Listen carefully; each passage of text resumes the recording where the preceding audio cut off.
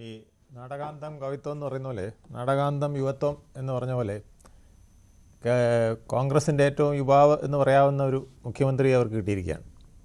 61 വയസ്സ്. എനിക്ക് തോന്നുന്നു കെ കരുണാകരൻ ഏതാണ്ട് 60 വയസ്സിലായിരുന്നു തോന്നുന്നു 77 മുഖ്യമന്ത്രിയായത്. അത് കഴിഞ്ഞ് എ കെ ആൻ്റണിയും അതേപോലെ ചെറുപ്പത്തിൽ തന്നെ മുഖ്യമന്ത്രിയായ ആളാണ്. ഇപ്പോൾ വി ഡി സതീശനാണ് അത്തരത്തിൽ ഒരു 60കളുടെ തുടക്കത്തിൽ മുഖ്യമന്ത്രിയായിരിക്കുന്നത്.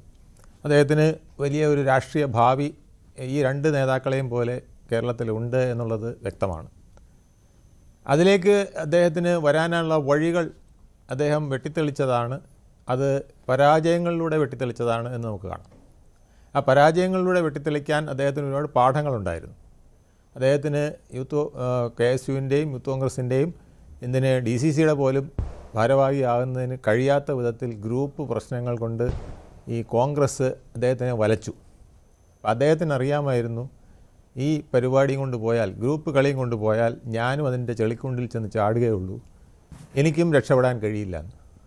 എന്തായാലും 2021 മുതൽ 26 വരെയുള്ള കാലഘട്ടത്തിൽ അദ്ദേഹം നിയമസഭയിൽ വളരെ ഷൈൻ ചെയ്ത് തന്നെയാണ് നിന്നത്. അതിനു മുമ്പും ഉമ്മൻചാണ്ടി പ്രതിപക്ഷ നേതാവായിരിക്കുമ്പോഴും നിയമസഭയിൽ 33 അടിയന്തര പ്രമേയങ്ങളുമൊക്കെ അവതരിപ്പിച്ച് വളരെ ഭംഗിയായിട്ട് അദ്ദേഹം കൊണ്ടുപോയി. പക്ഷെ അന്ന് അദ്ദേഹം ഒരു ഗ്രൂപ്പിന്റെ ഭാഗമായിരുന്നു, രമേശ് ചെന്നിത്തലയുടെ ഗ്രൂപ്പിന്റെ ഗ്രൂപ്പിന്റെ ഭാഗമായിരുന്നു. അത് കഴിഞ്ഞിട്ട് മാത്രമല്ല അന്ന് ഹരിത MLA-മാരുടെ ഒരു ഗ്രൂപ്പ് ഉണ്ടാക്കി, അതിലും അദ്ദേഹം സജീവമായിരുന്നു. അവിടെ ഉമ്മൻചാണ്ടി സർക്കാരിന്റെ പല തീരുമാനങ്ങൾക്കും എതിരെ രംഗത്ത് വന്നയാൾ കൂടിയായിരുന്നു. അല്ല, അതിൽ നിന്ന് അദ്ദേഹം പാഠങ്ങൾ പഠിച്ചു എന്നുള്ളതാണ് ഞാൻ പറഞ്ഞത്. ആ പാഠങ്ങൾ അദ്ദേഹത്തിന് ഒരു കാര്യം മനസ്സിലാക്കി കൊടുത്തു. അദ്ദേഹത്തിൻ്റെ ഇൻ്റർവ്യൂ തന്നെ ഈ അടുത്ത കാലത്ത് ഒരു ചാനലിൽ ഞാൻ കണ്ടു. ഈ ബസ്സിനകത്ത് കിടന്ന് ഓടണ്ടല്ലോ, ബസ് നിൽക്കുകയാണെങ്കിൽ അന്നേരം ഓടാം. അപ്പം അദ്ദേഹം വളരെ കരുതി കൂട്ടിയാണ് നിന്നിരുന്നത്. ഗ്രൂപ്പ് കളികൾ ഇവിടെ വളരെയധികം വരുമെന്നും അത് തന്നെ വെട്ടാനുള്ളതായിരിക്കുമെന്നും അദ്ദേഹത്തിന് അറിയാം. ഈ ഗണപതി ബുദ്ധി എന്ന് പറയില്ല, അതുപോലത്തെ ഒരു ബുദ്ധിയാണ് അദ്ദേഹം അപ്പോൾ പ്രയോഗിച്ചത്. ആ ബുദ്ധിയാണ് അദ്ദേഹത്തിനെ വിജയിപ്പിച്ചത്. ഗണപതിയോടും മുരുകനോടും പറഞ്ഞു ലോകം ചുറ്റി വരാൻ പരമശിവൻ. അപ്പോൾ ഗണപതി മുരുകൻ ലോകം ചുറ്റാൻ പോയി മയിൽ വാഹനം എടുത്തുകൊണ്ട്.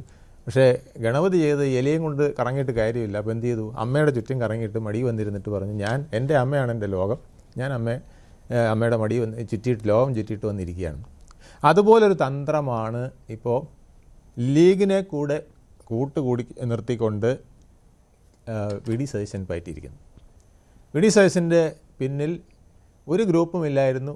നമ്മൾ കണ്ടതാണ്, MLA-മാർ പോലും അദ്ദേഹത്തിന് വളരെ കുറവായിരുന്നു. അപ്പോൾ അദ്ദേഹം ബസ് നിൽക്കുമെന്ന് കണ്ടപ്പോൾ ആ ബസ്സിൽ നിന്നിറങ്ങി നടന്നു.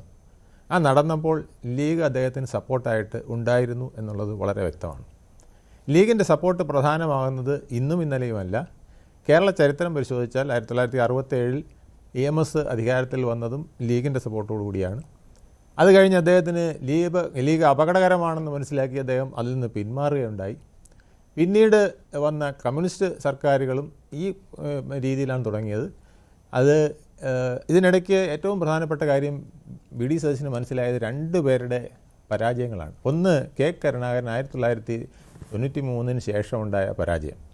ആ പരാജയം ലീഗുമായുള്ള ഒരു അകൽച്ചയും കൂടെ അവിടെ ഉണ്ട്. ലീഗാണ് അദ്ദേഹത്തിന് പിന്തുണ എന്ന് പിൻവലിച്ച് കളഞ്ഞത്. അതാണ് അദ്ദേഹത്തിനെ ഏറ്റവും വിഷമിപ്പിച്ചത്. അദ്ദേഹത്തിന് രാജിവെക്കേണ്ടി വന്നു. ചരക്കേസ് ഉണ്ടായി. അതിനുശേഷം അദ്ദേഹത്തിന് രാജിവെക്കേണ്ടി വന്നു. ആ രാജിവെപ്പിന് ശേഷം പിന്നെ അദ്ദേഹത്തിന് ഒരിക്കൽ പോലും തിരിച്ചു കയറി വരാൻ കഴിഞ്ഞില്ല.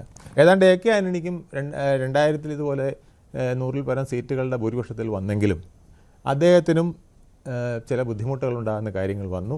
അപ്പോൾ ഉമ്മൻചാണ്ടിയും അതായത് കുഞ്ഞുമാണിയും കുഞ്ഞാപ്പയും ചേർന്നുള്ള ഒരു മുന്നണി വരികയും എ കെ ആൻ്റണിക്ക് രാജിവെക്കേണ്ട കാര്യം വരെ വന്നു. അത് പറയുന്നത് വയനാട്ടിലത്തെ അക്രമവും ഒക്കെ ആണെങ്കിൽ പോലും, ആദിവാസികളോടുള്ള വെടിവെപ്പും ന്യൂനപക്ഷങ്ങൾ അനാവശ്യമായി സമ്മർദ്ദം ചെലുത്തുന്നു എന്നുള്ള അദ്ദേഹത്തിന്റെ പരാമർശങ്ങളാണ് അവിടെ വിനയായത്. അപ്പോൾ അവിടെയും അദ്ദേഹത്തിന് വി ഡി സതീശൻ വളരെ ഒബ്സർവ് ചെയ്യുന്ന ഒരാളാണ്. അദ്ദേഹത്തിന് മനസ്സിലായി ലീഗിനെ തൻ്റെ കൂടെ നിർത്തുന്നതാണ് ഏറ്റവും വലിയ ശക്തി.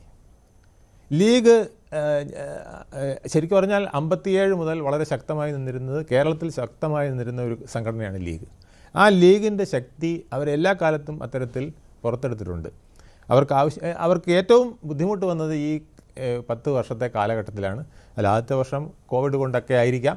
രണ്ടാം വട്ടത്തിലും ആ ഒരു കാലഘട്ടം വന്നപ്പോൾ 10 വർഷം ശ്രീ പിണറായി വിജയൻ്റെ തന്ത്രങ്ങൾ, പ്രത്യേകിച്ച് KT ജലീൽ അടക്കം പല ലീഗിൻ്റെ പ്രമുഖരെയും അടർത്തിയെടുത്തുകൊണ്ട് ലീഗിനുള്ളിൽ വിള്ളലുണ്ടാക്കിക്കൊണ്ട് ലീഗ് ഇല്ലാതെ തന്നെ തനിക്ക് നിൽക്കാൻ കഴിയുന്ന ഒരു മലബാർ അദ്ദേഹം സൃഷ്ടിച്ചുകൊണ്ട് അത്തരത്തിലൊക്കെ അധികാരത്തിൽ വന്നെങ്കിലും ഒടുവിൽ പിണറായി വിജയനും വിനയായത് ലീഗിൻ്റെ ശക്തമായ എതിർപ്പ് തന്നെയാണ്.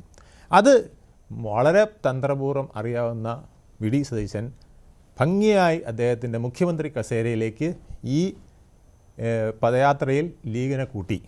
ആ ബസ് ഇറങ്ങി അദ്ദേഹം നടന്നപ്പോഴാണ് ചെയ്തു ഈ വിജയം. കൂടുതൽ വാർത്തകൾക്ക് news 18 Keralam YouTube channel subscribe ചെയ്യുക.